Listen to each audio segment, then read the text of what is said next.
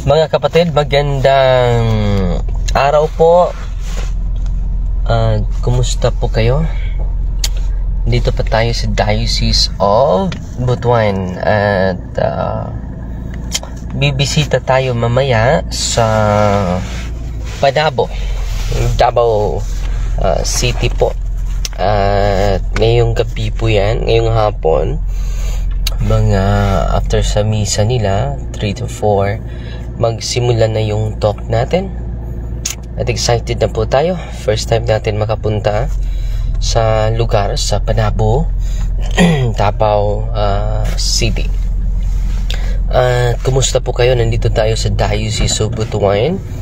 At mamayang hapon po, kita-kita tayo, ipopost natin kung anong specific na lugar sa Panabo ang bibisitahin natin ngayong araw. Last talk na natin yan at uuwi na tayo pabalik sa Bohol, at open pa din yung office natin at kasama natin ang mga butihing pari, Father Martin Relampagos at Father Romeo Barcelona po, ang mag-accommodate sa mga bibisita natin sa araw na ito.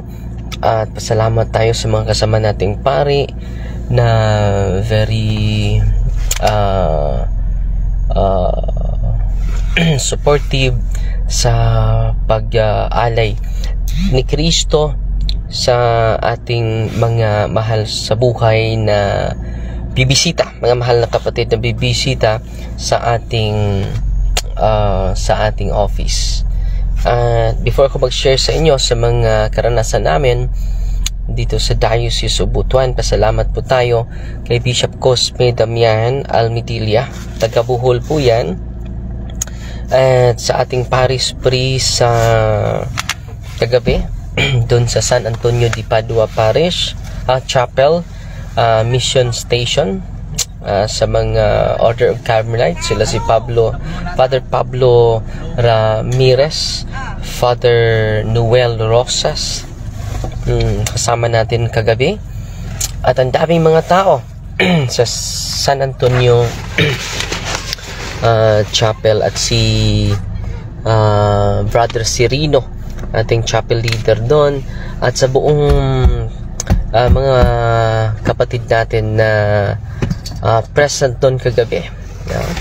Hindi mahulugan ng karahiyom ang mga kapatid natin na bumibisita sa ating pagdalaw doon sa kanilang mission station area dito, doon sa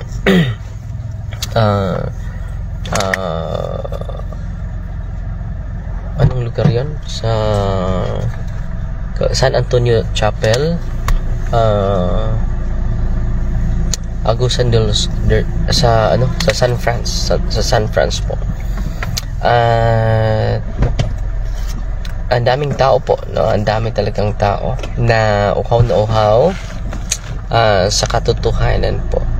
At patuloy lang tayo sa pagsiwalat sa kabutihan at sa pag-ibig ng ating may kapal, mga kapatid. So magbabasa muna tayo ng komento. Si Brother John Juna at nanonood sa atin, at ngayong hapon kasama natin si Brother Wendell Talibong, kasama niya si Brother Ruli Pangos, no? Kasama niya ngayon. Nakikita kami ngayon ang ating professor, Brother Wendell Talibong. Excited po tayo sa katapita sa Davao, Father, sa Panabo po, Panabo. So ipopost natin ngayon matapos sa live natin kung ang specific na lugar, mga kapatid. Dalawang araw na ako hindi naka-live dahil ang dami talaga yung schedule. Hindi ako makapag-live dahil sunod-sunod yung schedule natin. Punong-puno yung schedule natin malipas ang dalawang araw po. At pasalamat tayo ni uncle ko, former mayor dito sa Trento. Siya ang dahilan na nakapunta tayo dito sa Diocese of Butuan. Pinabalik tayo at dahil dito ano din tayo sa mga parokya na nagpadala sa atin ng invitation. Si Tio Ite Hitgano, ang kanyang asawa si Nini Hitgano, naging mayor din dito sa Torrento sa habang panahon. At sa buong pamilya ni Tio Ite na nag-accommodate sa ating team hanggang ngayon, pasalamat tayo. At lalo-lalo na ni Ate Everly na laging laging sumasama sa atin hanggang panabo po. Sumasama pa rin sa atin, mga kapatid. Meron akong i-share sa inyo mamaya, mga kapatid. Pero ngayon, mga pagpasalamat muna dito sa Trento, ang ating parish priest si Father Joy Rivera. Ang daming mga pari na hindi umuwi. Just imagine, 1:30 na kami sa umaga, natapos sa Trento po. Nandyan pa yung mga pari, si Father Charton Plateros, Father Tony Salas or Salisi, Father Marlo Pudok, si Father sino pa yung pari, si Father Boots, si Father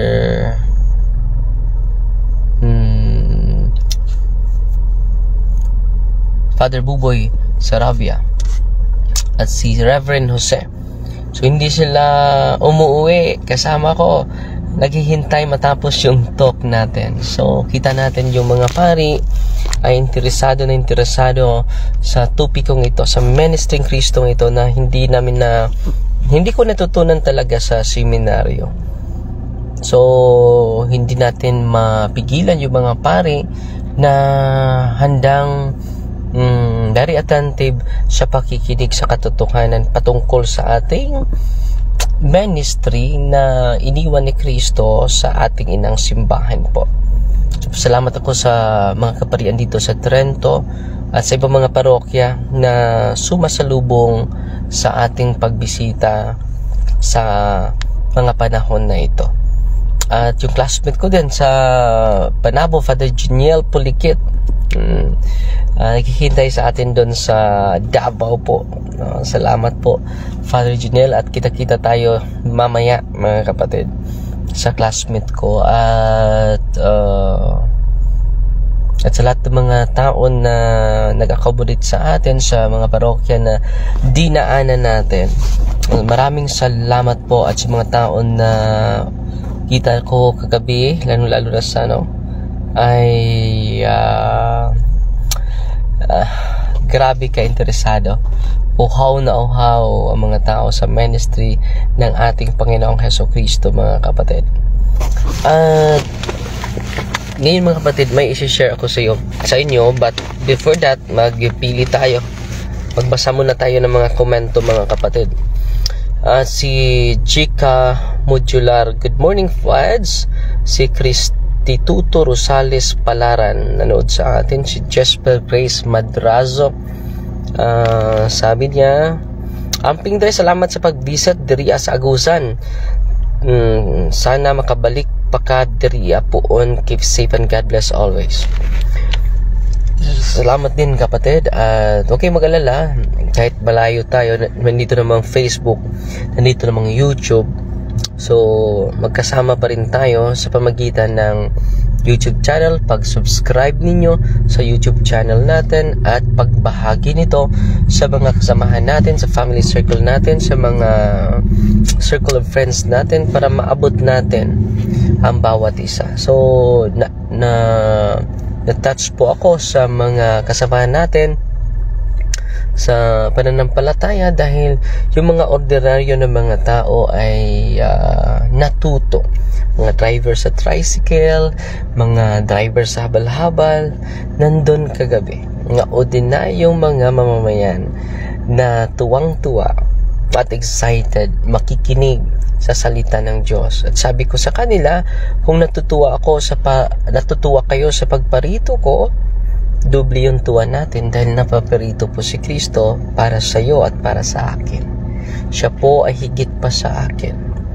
Dapat tayo lalapit sa Kanya. Bakit?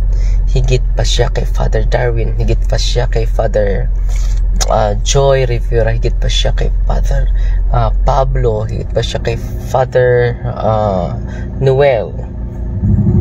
Hindi kami karapat-dapat sa pag-antay sa kanyang sandal, mga kapatid.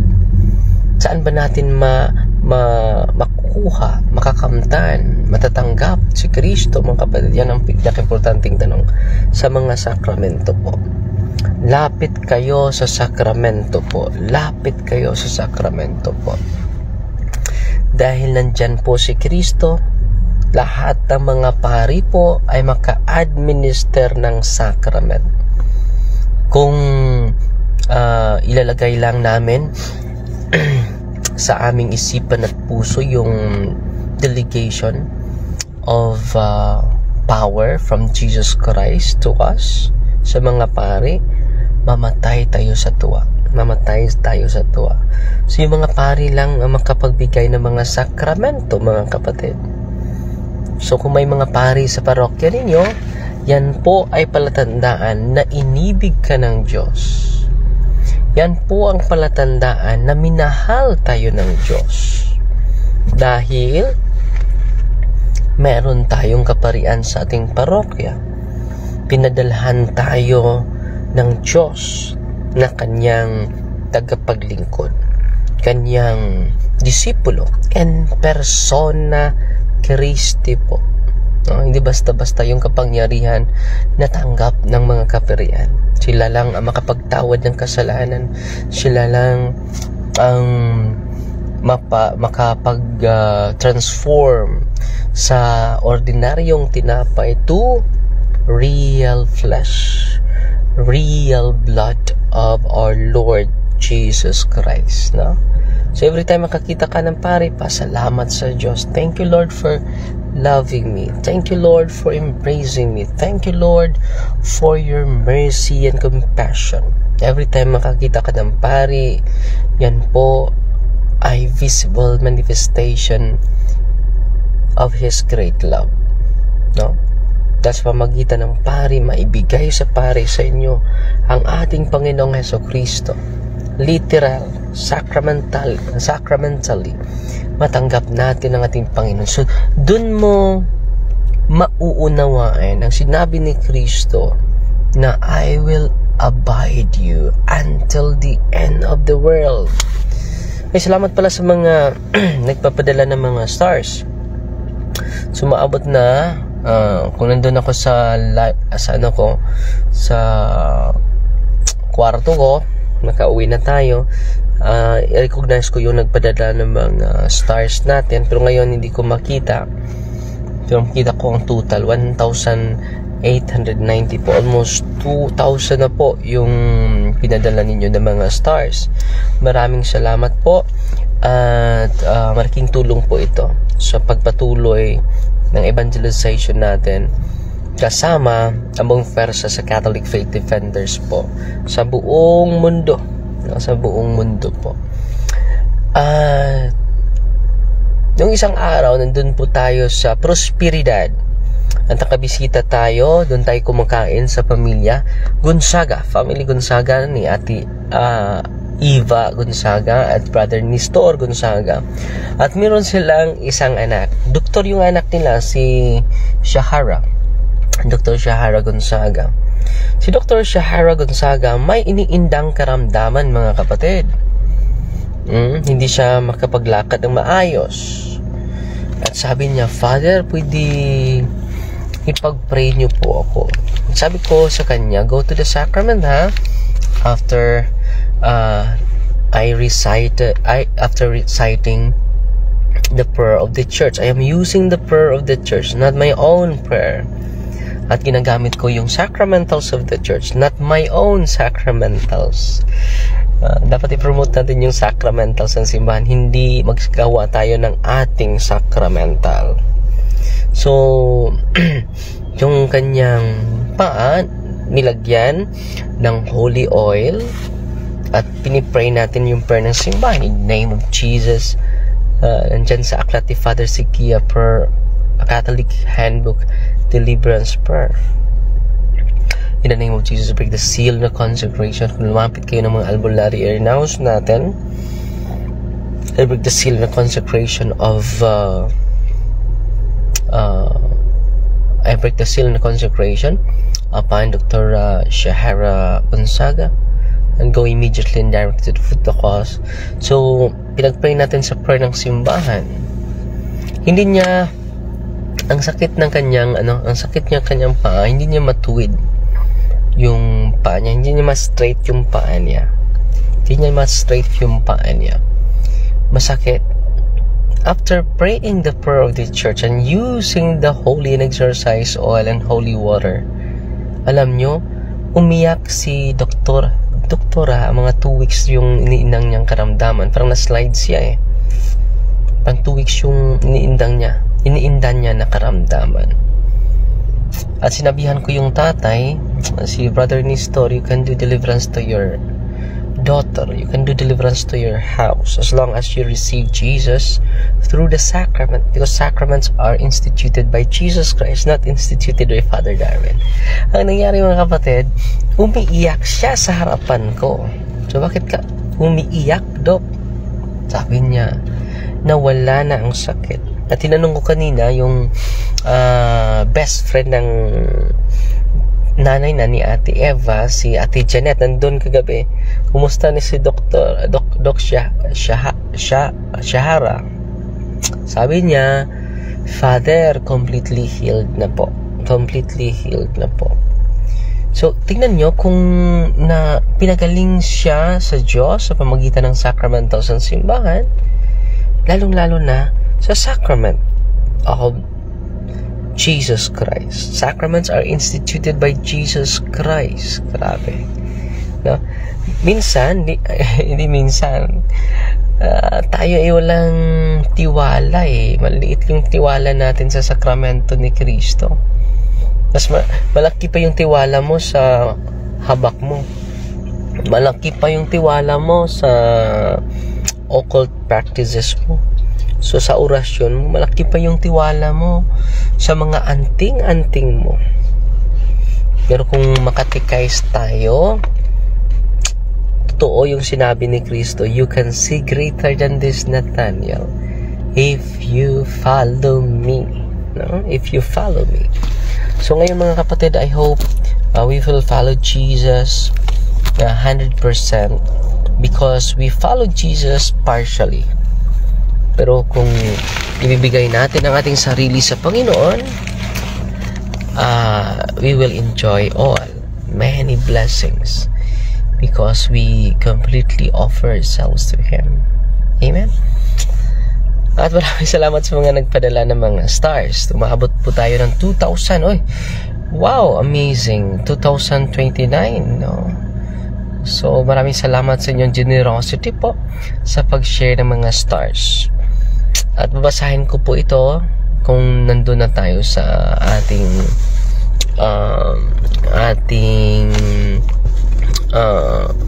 kumbento po. At malapit na po yung fiesta sa Señor Santo Niño. Kita-kita po tayo this January 17 po. Pupunta tayo sa Cebu. And then January 18 po mag-celebrate tayo ng misa sa Novena Mass sa Señor Santo Niño po. Kita-kita po tayo this coming January 18 po sa Sugbo, at uwi din ako pabalik dahil Santo Niño din yung patron natin doon sa Valencia, Bohol. At ongoing na po yung misa natin. Novena Masses natin. Dahil malapit na yung kapistahan po. So, Fighting Maria, Tatak CFD with a humble heart po. God bless. God bless.